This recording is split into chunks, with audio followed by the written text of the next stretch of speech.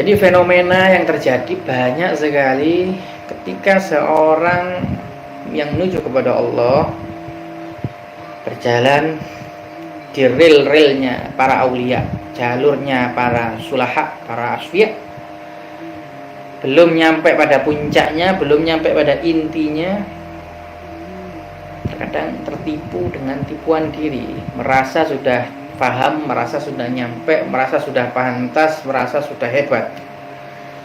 Akhirnya yang terjadi keseleo secara batin, kena penyakit-penyakit hati, dan keprosok secara zahir, yaitu terjebak dengan tipuan dunia. Ini sangat berbahaya sekali. 80% salik orang-orang yang jalan ini rata-rata ujiannya kalahnya ya di sini, kenanya di sini. Ketika nyampe di jebakan-jebakan ini, dia tertipu, dia merasa sudah nyampe, sudah benar, sudah layak. Akan tidak sedikit sudah layak, merasa menjadi mursyid dan lain sebagainya, memimpin, menuntun, memberikan orang lain percontohan. Kadang sampai terseret ke arah situ, padahal sebenarnya masih murid, masih butuh guru, tapi karena tertipu jadi susah. Padahal sejatinya seorang murid itu ketika dia akan terjun ke dunia dakwah, ke dunia ini tasawuf, untuk menggerakkan, mengajak orang lain mengenal kepada Allah, mengenal kepada Rasulullah SAW, itu membutuhkan dua komponen yang sangat inti. Yang pertama adalah amr, yang kedua adalah izin. Ini harus didapat daripada guru.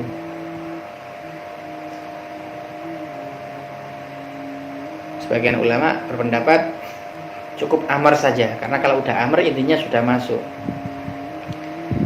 Sebagian berpendapat cukup izin saja, kalau udah diizinkan, sudah dapat izin, berarti sudah ada amr. Tapi sebagian ulama berpendapat lain, amr sendiri, izin sendiri. Jadi amr harus dapat dulu. Kalau emang sudah diperintah oleh sang guru, baru dia meminta izin. Biidnihi, syarahnya ada di Al-Quran itu biidnihi. Kalau tidak ada izin,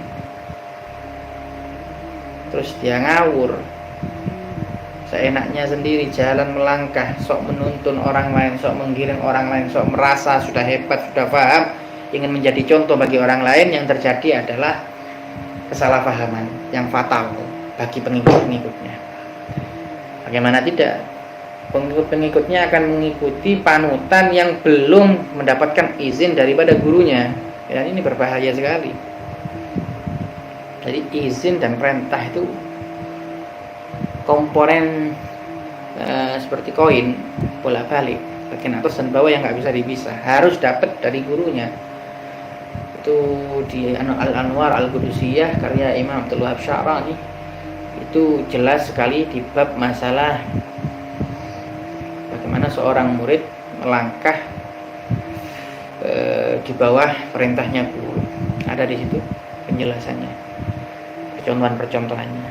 Jadi tidak layak sekali seorang murid itu yang menuju kepada Allah berani bersikap, berani berbuat, berani melangkah tanpa izin guru. Bahkan di kaidah para sufi dikatakan seorang yang melangkah, seorang murid yang melangkah tanpa izin atau amr daripada gurunya, berarti dia bukan murid, dia bukan orang yang menuju kepada Allah. Karena seorang murid itu harus benar-benar tahtal amr, dia harus benar-benar iktidak sama gurunya. Kalau bisa fana dalam iktidaknya kepada guru.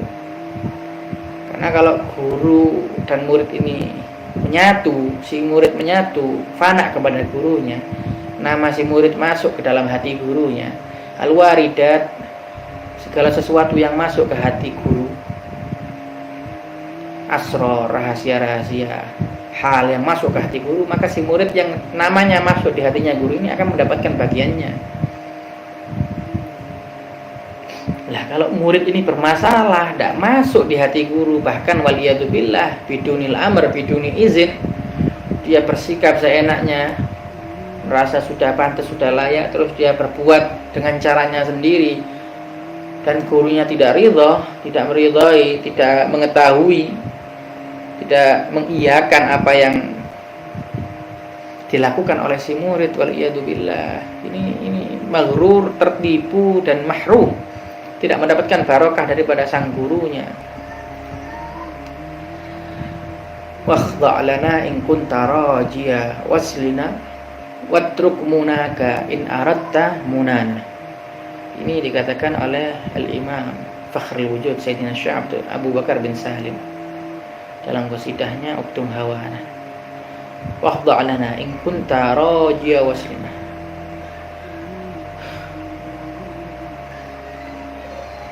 Khuduklah, menunduklah, tawaduklah kepada kami. Dalam artian apa? Nurutlah. Jangan sok-sokan, jangan sombong, jangan merasa tahu, jangan merasa punya posisi, jangan merasa hebat. In kunta rajiya waslina. Kalau kamu memang benar-benar kepingin nyambung seperti kami. Patruk munaka in aradta munana. Buanglah keinginanmu, jangan punya keinginan dulu, jangan kurang ajar. Dibuang dulu keinginan, dibuang dulu hayalannya. Guru kamu lebih paham bagaimana cara menyampaikan kamu kepada Allah, bagaimana cara menuntun kamu kepada Allah. Jangan pakai caramu sendiri. Watruk munaka in aradta munana. Buang keinginanmu kalau kamu ingin mendapatkan keinginan kami.